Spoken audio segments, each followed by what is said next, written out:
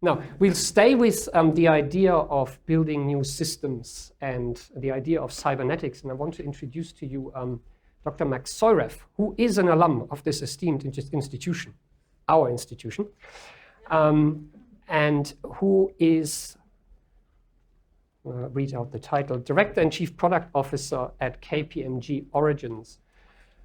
And Max will talk to us about the future of blockchain, or the future on the blockchain, or what the blockchain teaches us about the future. And the blockchain is one of those very systems-like technologies where, you know, that circular nature of the output of the system becomes its input is very much built into it.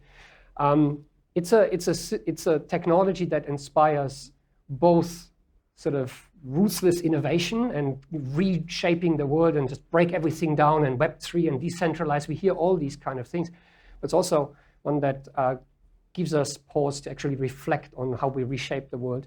And I'm really, really happy for Max to be here. Max is a friend, Max is an alum, Max is an expert. No better person to talk to us about blockchain. So take it away. Thanks, Guy. Morning, everyone. So I'm not actually going to start with blockchain. I'm going to start with this car.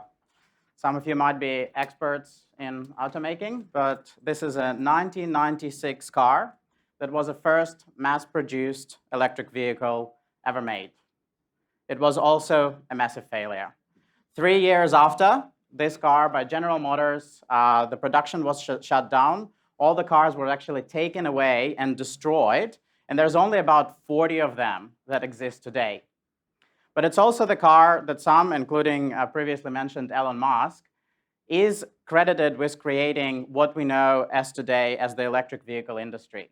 It's the car that suggested we need to improve our charging infrastructure, we need better technology for batteries, and we need to have better regulation to enable the innovation where now we see gasoline cars being taken off the road in the next couple of decades and sooner in other markets. So for me, this car is a great metaphor of a technology that came at a point in time and probably did not succeed as much as people expected, but has created very meaningful change and very meaningful transformation in years to come. And having worked in the space of blockchain for a few years now, for me, the car is a great metaphor for technology that has a lot of potential, technology where we hear about it, and those of you who read AFR, you see headlines about cryptocurrencies, blockchain, distributed worlds, Web3, NFTs, all those acronyms, and things are happening. But I think if we look closely and we look a little bit closer into what's actually happening, is while blockchain is an emerging technology, day-to-day applications of blockchain are fairly scarce. I doubt anyone here has bought their coffee with Bitcoin today in the morning.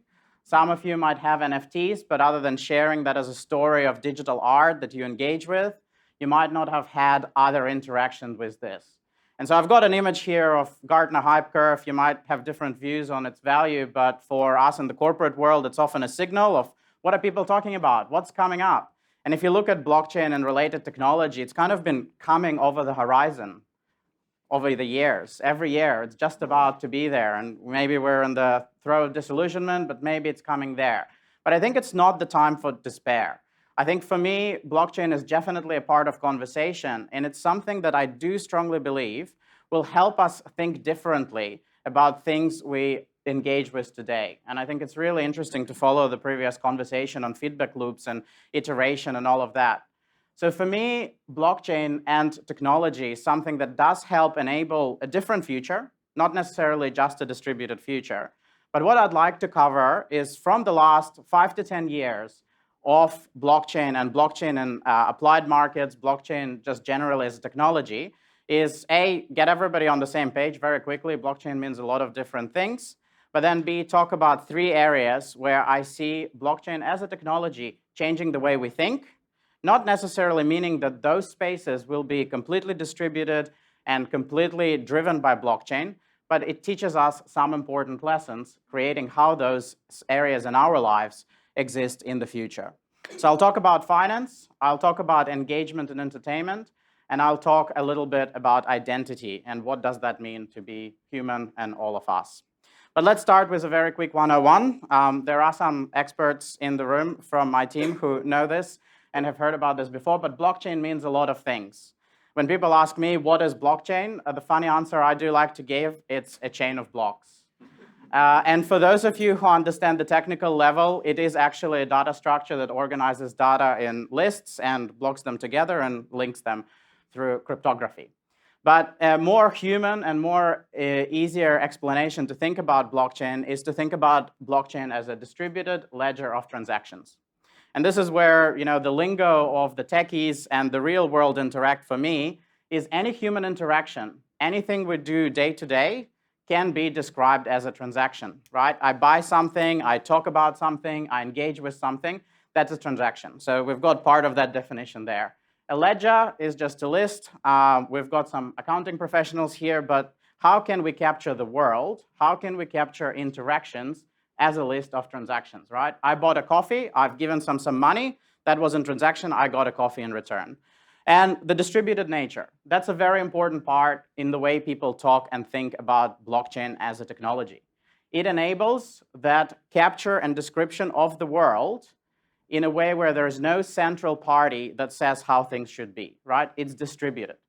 So I know it's a technology, I know there's quite a lot of elements of it, but when you think about blockchain, what I'd like people who may not be familiar with this to walk away from today is that blockchain in itself is something that helps us capture real-world interaction without the reliance on a central counterparty and record it in a way that we can all agree on.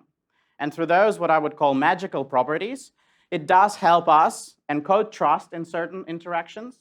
It does help us reconcile, as much as that possible, a shared truth of what the world is. And it does help us enable automation on top of that, right? Because if we can all agree on something, we can build rules that say, if this is true, then this can happen, right? If you ever heard the word smart contract, that's what a smart contract is. It's a technically implemented way to say, if this is true, this can happen, right? So some fundamentals for us to think about as we continue with today's talk. So let's have a look where blockchain helped us reimagine something, helped us think about different ways. And this is where it all started, the world of finance, right? People hear about cryptocurrency and they think immediately blockchain. That's just one of the applications. But one thing that I think it's important to know is blockchain help us think that money or finance is not just something that's created by governments, right? Think about those properties. Think about us agreeing, imagining what collectively money is. We shifted from saying, hey, this is something that's created by government, to now, hey, I can issue my own coin. Got to go to somebody there in my team who we've created their coin and we used it in team interactions just for fun. But that means we can think about money as not being a government thing. Now, cryptocurrencies are a thing that's happening, but a lot of lessons being taken away from there is something that we see the way the banks are doing things differently. We see faster transactions. We see international payments that are still using traditional systems. So we're not moving to blockchain necessarily. But because somebody said money can be a different thing, the enterprises that we interact with day to day, they have improved our lives. Composable finance is another element, and some of you might have seen the headlines of DeFi or decentralized finance, and I'm not even going to try and explain the depth of how that all operates. But I think the easy takeaway of that is because we have that, hey, we've got a shared view of the world, we have a shared agreement, and we can automate if this, then that, then you can start to innovate in the financial space to say, well, if this is true, trigger a certain action. And that's where a lot of that innovation, a lot of that creativity in the crypto and blockchain space has gone and say, can we solve finance problems that exist today in a different way because we now have that encoded trust, we have that shared view of the world. So the composable finance is we can build the Lego blocks of interactions in a financial setting. Let's say if a temperature is of a certain parameter, maybe pay out an insurance premium and all of those things. That pushes us to think about existing interactions in a different way. And the last part is in relation to finance is collective governance. Now, in a lot of cases, we've been looking at central parties controlling. We talked about the idea of controlling the reality, controlling certain interactions, right? And especially in finance, that is very true. Now, because of that distributed nature of the technology of blockchain, it started enabling people to experiment. Well, if we created money and we have a monetary policy for that money, can we govern that monetary policy through democratic voting? The answer is maybe yes, maybe no. And I think what I want to take away from this is I'm not saying any of those things are going to continue, are not necessarily any of those things are better than what we have today. But what I think many of those things do is they shift how we think about what exists today. And I really like the point that Genevieve made before, talking about if we want to make change, we need to change the system. And I think this is that trigger that helps us, well, how do we evolve the system we go today to make it better? Now, it's all not positive, right? There are some lessons to take away from this. Rapid experimentation is great, but when it comes to finances and when it comes to money, we might need to think, how do we do this carefully? How do we do this within the right parameters? We also need to think about how we can be creative when it comes to financials, but not cause everyday people and normal people to lose their savings. Innovation can have its dangerous sides. And I think this is probably one of the biggest lessons, which is funny to hear if you ever talk to a blockchain or crypto environment, but I think blockchain teaches us about the importance of regulation. Because trying to do things differently and trying to do things in the new way reminds us that sometimes guardrails are there for a reason. So for me, when I take away what have we learned in the finance space, is you can be rapidly creative, you could experiment, you could try new things, but we need to do that within the guardrails of certain regulatory elements when it comes to impacting a lot of people. And here's a chart. Some of you might have heard there was a collapse of one of this experimental cryptocurrency that was supposed to be stable, but it wasn't. I think it was on Sandra and Kai's podcast before. So it's the collapse of Luna. But just to illustrate, when things go wrong in this space, $85 billion of value wiped down overnight. So finance, we can rethink about how we deal with money, how we deal with dollars, but we also need to take some lessons and do it in a way that is safe. Now, after the the crypto boom of the early COVID times, because I think people were bored and you had GameStop and you had a lot of crypto, the next big thing was NFTs. And so NFTs, non-fungible tokens, digital art, and what does blockchain bring to it? It's really, we talked about, it helps us encode transactions, digital distributed ledger of transactions, right? So we can capture ownership and we can capture interactions with art and digital technology using the blockchain. So NFTs became a big thing. It went into the mainstream. I think you'd hardly find anyone in the room who might not have read about them. And I think blockchain in this space, again, helps us to rethink what do we mean by engagement. And I really like Kai's points about talking about art and what art means for all of us.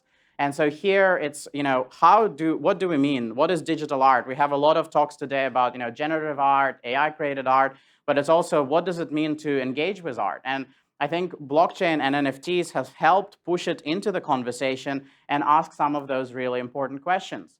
I have a couple of examples here of NFTs. A lot of it is just the logos and the portraits you can use on Twitter and other places. But I think where the real interesting value comes through is how do brands and organizations and people engage with each other to create community and create that loyalty. So personally, a lot of successful projects I have seen with NFTs is when it's not just, hey, this is digital art, but it is a fan engagement token with a soccer club where you get something that allows you to vote for which song gets played in the game. Or Australian Open digital tennis balls that change depending on whether a certain part of the court gets the winning score. So that starts to take that idea of digital art and not necessarily use blockchain. I mean, you can do the same with a centralized system, but it pushes us to ask the questions, what else can we do? How can we engage? How can we create community? And a very important point, how can we tell stories collaboratively? So interestingly enough, if you follow some of these NFT projects, there's actually a lot of fan fiction and stories that are associated with just one portrait. So somebody will buy a portrait online, and this is all you get, right? There's nothing. And then they imagine whole worlds, they imagine whole stories, they will have adventures, and I think this collective creativity is the valuable part. This is what we're exploring with this emerging technologies. What does this mean? What does this mean to have that shared understanding? And as we talk about things like metaverse or Web3, whatever those things actually mean in the future, we start to ask ourselves those questions. What does it mean to exist in that digital universe? What does that mean to engage? And blockchain is one of the pillars that I believe enables this. And look, the fun part, the negative side of this is when we talk about ownership, and often blockchain has said, look, it enables tracing the ownership of art, or it enables traceability, and a lot of things that I do in my day-to-day jobs is help enterprises deal with traceability in supply chains. But the meaning of ownership is an interesting question that I think blockchain helps us ask, because if you look closely, when you buy an NFT, there's very few things that you actually own. So there are quite a couple of studies that look at what do you buy when you buy an NFT, and often it's just permission from somebody else to use the picture, not necessarily commercialize it, not necessarily create derivative works. And actually, out of the top 20 projects by value in the NFT space, and some of those portraits that I had on previous page cost about 100 grand in today's money, right? All you can do is use it, and only one of those projects tried to actually confer copyright ownership. The rest of it is just a license. So it's an interesting part where people think they own something of value, but they don't actually. And I think for us at all, let's ask a question. What do we mean? What does it mean to own a Mona Lisa? What does it mean to own a piece of digital art? And I think it also forces us to think, what's the creator experience? How do people tell stories? How do they create the world around us? And especially, metaverse, big part of the conversation in different meanings of it. But it does force us to think, well, what do creators do? How do they get rewarded? And we link it to the previous part of finance, creating that infrastructure to think, well, how can we reward creators in real time through interactions in a way that's different to today? And the last part I wanted to touch on is identity. All right, so a couple of areas where people talk about disruption from blockchain and what we can rethink about identity, and it's not necessarily my personal identity, but if we're talking about a license or a passport, which is an identity issued by a centralized party, or for us on the internet, what is our identity? Maybe an email password combination, maybe your LinkedIn or Twitter account, what is Max online?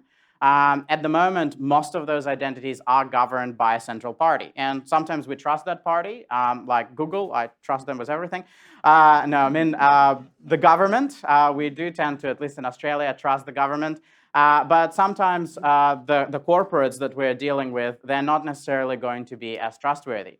So the distributed nature, the distributed ledger of transactions enables us to create what people call self-sovereign identity. So it's where you take control of who you are, who you share the information with, what they can see, and the type of data that you enable others to see. And in the long run, what you're doing is you're enabling opportunities connected to those previous, creativity or financing. You're able to actually then monetize the type of data that you choose to share. So imagine at the moment we are being monetized by all the large corporates. There is a possible future where we are monetizing ourselves. We're making much more informed choices rather than ignoring the list of terms and conditions and saying agree in the end to choose what we share. So I think it's important to remember when we think about identity that security becomes important. Blockchain does have a lot of promises in that space, but it doesn't mean it's completely secure. So there are benefits to somebody like the government creating our identity or operating our identity systems. Sometimes complexity is the enemy of simplicity, or not all the innovations are necessarily good. And blockchain does tend to sometimes complicate things. So it does help to think about how we can simplify what we're doing. And finally, there needs to be maturity. So there needs to be maturity for us to say, well, let's shift this whole world to a different way of defining identity. And just a little tidbit here, an article, in blockchain, we moved to, I manage my own passwords, and then if you forget your password, it can be quite expensive. So it doesn't always work out. So let me wrap up with this. I started with a car. This is actually a Tesla. So I started with a car, the car that was seen as a commercial failure at the time because the world was not ready for all the innovations that it brought. But what it did is it forced us to think differently about cars, about electric cars, about the future of cars. And I think blockchain has a lot of applications. There's a lot of myths. There's a lot of buzz. There's also a lot of practical opportunities that we see in the space. But I think where we are today, one key thing that blockchain does help us to do is re-engage with our everyday life, re-engage with everyday context, and think about it in a different way that we haven't thought about before. Thank you. Thank you.